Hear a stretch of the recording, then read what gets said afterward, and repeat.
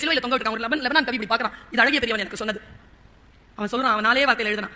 அவன் முழு கிரீடம் போட்டுருக்காங்க இயேசு கிறிஸ்துக்கு. ரத்தம் படியுது. அவன் எழுதுறான், என்ன கருணையான உலகம், முல்லை விதைத்தால் ரோஜா அல்லவா முளைக்கிறது. அன்புங்க. அவர் பாவமே செய்யுங்க, எல்லா பாவமும் செய்யாதீங்கப்பான்னு சொன்னதனால தூக்கலிடப்பட்டார். இதுதான் இயேசு கிறிஸ்துவின் வரலாறு. அவர் சொல்றாரு, கடைசியா வரைக்கும் சொல்றாரு, இறைவா இவர் என்ன செய்கிறார் என்பதனை தெரியாமல் செய்கிறார், இவரை மன்னியும். வாழ்க்கையின் கடைசி துளி வரைக்கும் அன்போடு இருக்க முடியுமா? அப்படி அன்பாக இருந்தவரை பற்றி தானே நாம் பேசிக் கொண்டிருக்கிறோம். அன்புதான், சகலமும் அன்புதான். இளைஞர்கள் நிறைய பேர் வந்திருக்கிறீர்கள், அதனால் இதை நான் சொல்லுகிறேன். காது இருக்கின்றவர்கள் கேட்க கடவீர்கள் அப்படின்னு ஒரு வார்த்தை இருக்கு. அது என்ன வார்த்தை? அது நான் உள்ள போறேன், எனக்கு அந்த பைபிள் வார்த்தைகள் எல்லாம் ஒண்ணுக்கு பின்னால ஒண்ணு விளக்கம் கொடுத்துட்டே இருக்கு. உள்ளவனுக்கு தரப்படும், இல்லாதவனிடம் இருந்து இருப்பதும் எடுத்துக் கொள்ளப்படும். அது எப்படி? இல்லாதவனுக்கு தானே கொடுக்கணும். உள்ளவனுக்கு தரப்படுமா? இல்லாதவனிடம் இருந்து இருப்பதும் எடுத்துக் கொள்ளப்படும். அது எப்படி நியாயம்? நான் வாசிக்கிறேன்.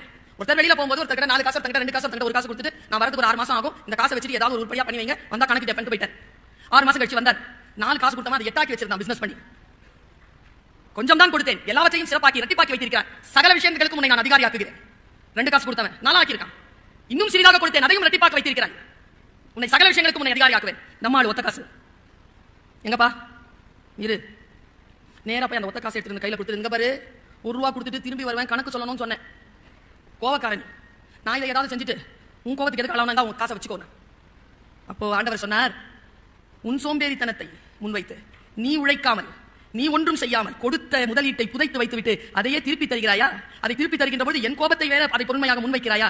கொண்டு வா என்று அவன் இடம் இருந்த 1 ரூபாயும் பறித்துக் கொண்டார். இப்போ புரியுதா? உண்மையும் நேர்மையும் உழைப்பும் இருப்பவனுக்கு தரப்படும், அவை எல்லாம் இல்லாதவனிடம் இருந்து இருப்பதும் எடுத்துக் கொள்ளப்படும் என்று சொல்கிறது பைபிள். இதெல்லாம் பைபிள்ல வரக்கூடிய விஷயங்கள்.